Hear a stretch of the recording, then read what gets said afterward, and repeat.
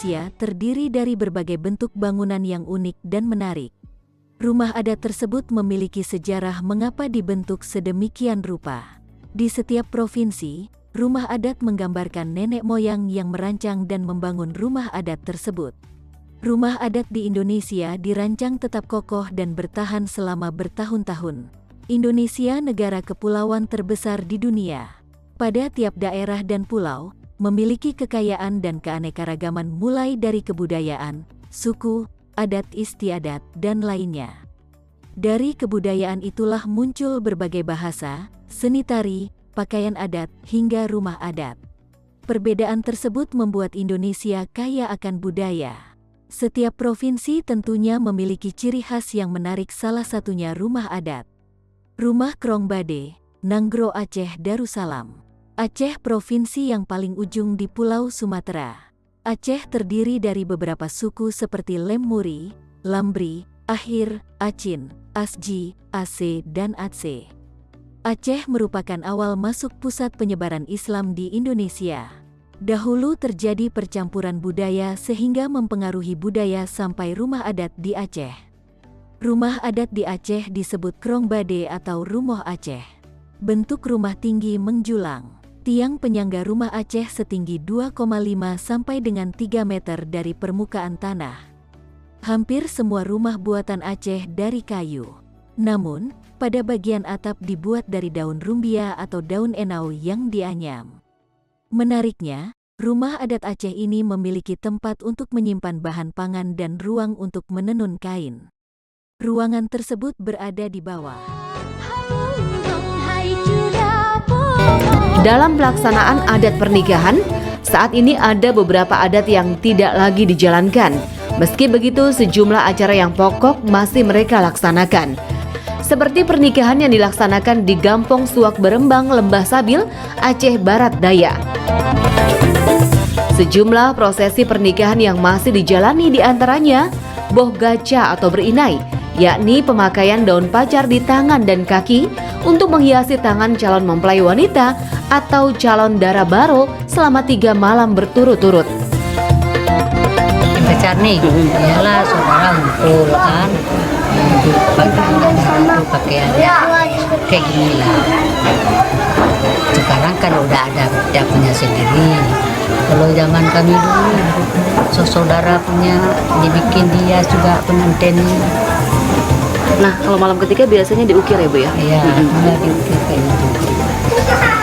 Tapi zaman dulu nggak ada tuh ukiran India tuh. Ini aja pacar ini digiling halus, pucuknya tuh digiling halus, ditaruh air kembang sepatu. Kan diaduk kayak gini kan kental daunnya tuh. Ada tuh diaduk sama pacar ini, dan dioles sama lidi ini.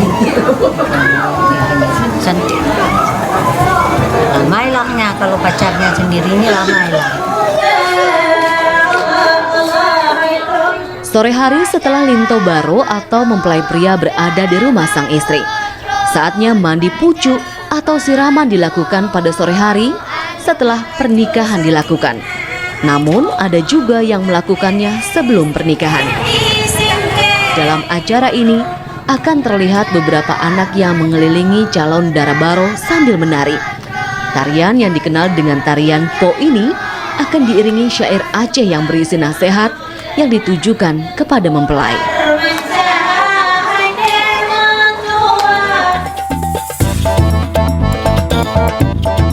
Setelah tarian dan syair selesai, calon mempelai akan disambut dan dipangku oleh saudara mereka untuk kemudian satu persatu anggota keluarga yang dituakan akan memberikan air siraman kepada mempelai. Dalam prosesi ini akan terlihat jelas berasal dari keluarga manakah kedua mempelai, berasal dari golongan raja atau masyarakat biasa pada umumnya. Perbedaan tersebut terlihat pada simbol warna serta lampu 7 yang menyala sebagai simbol kaum bangsawan. Kami mandi pucuk kami. Ya, misalnya adalah ayah kita ada memerintah masa agresi Belanda. Itu anak raja. Kalau sekarang camat kan, itulah tanda orang berpangkat. Kalau ke bawah itu 5. Yang 3 anak ada. Yang biasa-biasa itu bukan itu tempatnya. Dibikin panci-panci, mandi juga. Kami beda, ada tempat pakai itu kan, kayak kemarin. Nah, tempatnya dibeli dulu banyak tempat itu. Ya. Nah, dibeli ditaruh situ, taruh payung. Kalau 7 apa itu tempat mandinya, payungnya 7, lampunya 7. Udah kasih kita mandi 1 tadi tempat tuh. Apa itu payung dikencup, ditutup 1. Nah, kalau udah 2 ditutup payungnya, lampunya dipadam juga. Nah, begitu waktu disiram air tuh. Setelah akad nikah selesai dilaksanakan, acara yang tidak boleh terlewatkan yakni acara antar linto baro atau mempelai pria. Upacara linto baro merupakan prosesi mengantar linto baro atau mempelai pria oleh keluarganya menuju rumah dara baro dengan membawa seserahan yang disebut penewo. Saat rombongan menuju ke rumah dara baro, rombongan linto baro akan disambut dengan telah disediakannya kursi untuk kemudian linto baro akan diangkat menuju mempelai wanita. Namun sebelum keduanya bersanding di pelaminan, linto baro berjalan menginjak telur dan kemudian dibersihkan oleh dara baro. Inilah simbol kepatuhan istri terhadap suami. Setelah prosesi selesai dilakukan, saatnya rombongan linto baro menyantap aneka hidangan yang telah disiapkan oleh pihak perempuan.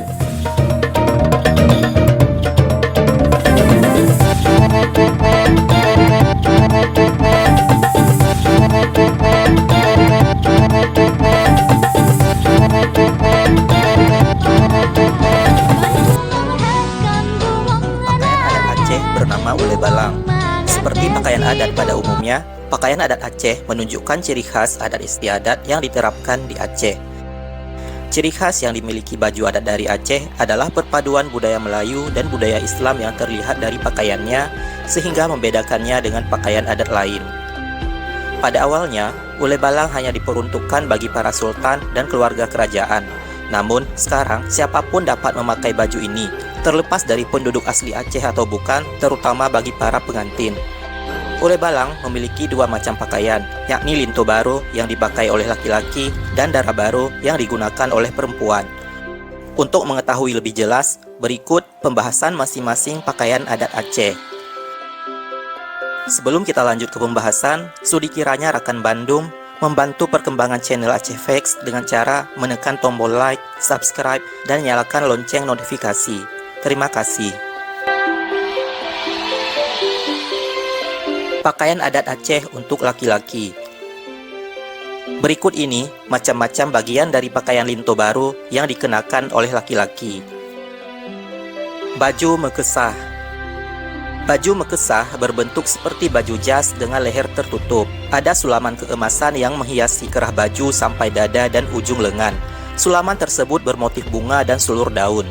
Setiap motif sulaman memiliki maknanya tersendiri, misalnya motif pucuk rebong atau tumpal yang memiliki makna kesuburan dan kebersamaan. Orang yang memakai baju bermotif ini diharapkan dapat memperoleh kesuburan oleh Tuhan dalam hal rezeki maupun anak-anak sebagai penerus keturunan. Pada umumnya, baju jas ini terbuat dari kain tenun berbahan sutra maupun kapas yang berwarna hitam. Bagi orang Aceh, warna hitam melambangkan kebesaran, sehingga pakaian ini menjadi perlambangan kebesaran seorang laki-laki Aceh. Siluwe. Siluwe adalah setelan bawahan baju mekesah yang berwarna hitam dan berbahan katun. Celana ini bentuknya melebar ke bawah dan terdapat sulaman emas di bagian tersebut. Kain sarung atau ijalam gugap. Laki-laki Aceh juga mengenakan sarung dari kain songket berbahan sutra agar terlihat gagah dan berwibawa. Sarung ini dikenakan dengan cara dilipat di pinggang dan panjangnya hingga di atas lutut sekitar 10 cm di atasnya. Kain sarung ini disebut juga sebagai ijalam gugap. Meketup. Meketup adalah penutup kepala berbentuk seperti kopiah yang dibuat dari kain tenun yang disulam. Sulaman ini berwarna hijau, kuning, hitam, dan merah. Bagi orang Aceh, setiap warna memiliki maknanya tersendiri. Hijau melambangkan kedamaian yang dibawa oleh agama Islam, kuning melambangkan kesultanan, hitam berarti kebesaran, dan menyatakan keberanian dan kepahlawanan. Pada bagian atas mengketup dililit oleh tampuk yang terbuat dari emas atau perak sepuh emas. Tampuk berbentuk hiasan bintang persegi 8, bertingkat, dan terbuat dari logam mulia. Kadang-kadang ada permata-permata kecil yang diselipkan di antara hiasan emas tersebut. Bagian depan mengketup dibalut dengan tangkulok, yakni kain tenun tradisional Aceh. Kain tenun tersebut dihiasi dengan sulaman emas dengan salah satu ujung kainnya dibentuk mencuat ke atas. Rencong. Rencong atau rincung adalah senjata tradisional Aceh yang melengkapi pakaian adat Aceh pria. Pada umumnya, rencong diselipkan pada lipatan sarung yang dililit pinggang. Siwah. Selain rencong, senjata tradisional Aceh lainnya adalah siwah. Bentuknya hampir sama dengan rencong, tapi lebih panjang, lebih besar, dan lebih mewah dibanding rencong. Pakaian adat Aceh untuk perempuan. Berikut penjelasan masing-masing bagian dari pakaian dara baru. Baju kurung. Baju kurung yang dikenakan oleh perempuan Aceh berbahan dasar hampir sama dengan baju mekesah, yakni kain tenun berbahan sutra dengan sulaman-sulaman emas yang berbentuk berbagai macam motif yang indah. Baju ini merupakan perpaduan antara budaya Melayu, Islam, dan Tiongkok. Kerah baju ini sangat unik, menyerupai kerah baju khas pakaian wanita Tiongkok. Celana cekak musang. Celana cekak musang merupakan setelan bawahan dari baju kurung yang memiliki bentuk dan bahan yang sama dengan celana yang dikenakan laki-laki dengan warna yang beragam.